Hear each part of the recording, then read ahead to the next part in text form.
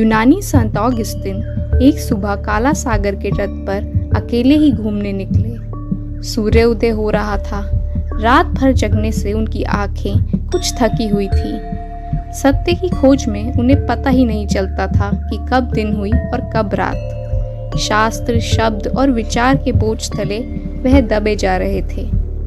सागर के किनारे उन्होंने एक बालक को खड़ा पाया जिसके हाथ में एक छोटी सी प्याली थी। वह किसी सोच में डूबा हुआ था। संत ने उस बच्चे से पूछा, बेटा तुम यहाँ क्या कर रहे हो?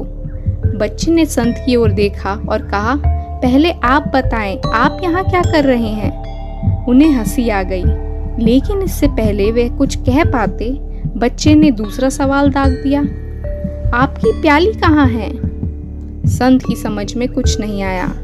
फिर भी उन्होंने गंभीरता से बच्चे के सवाल का जवाब देते हुए कहा, मैं सत्य की खोज में हूँ और उसी कारण चिंतित हूँ। बच्चा बोला, मैं इस प्याली में सागर को भरकर ले जाना चाहता हूँ, लेकिन सागर है कि प्याली में आता ही नहीं। संत ने सुना तो उन्हें अपनी बुद्धि की प्याली भी दिखाई दी और सत्य का सागर भी।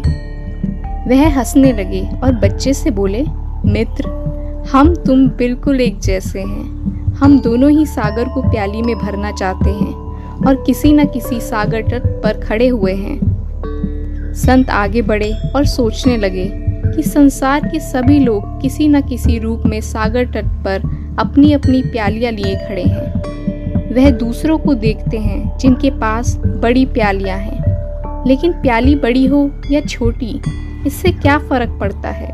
सागर तो उसी को मिलता है जो अपनी प्याली घर भर कर ले जाने की बजाय उसे सागर में ही छोड़ दे।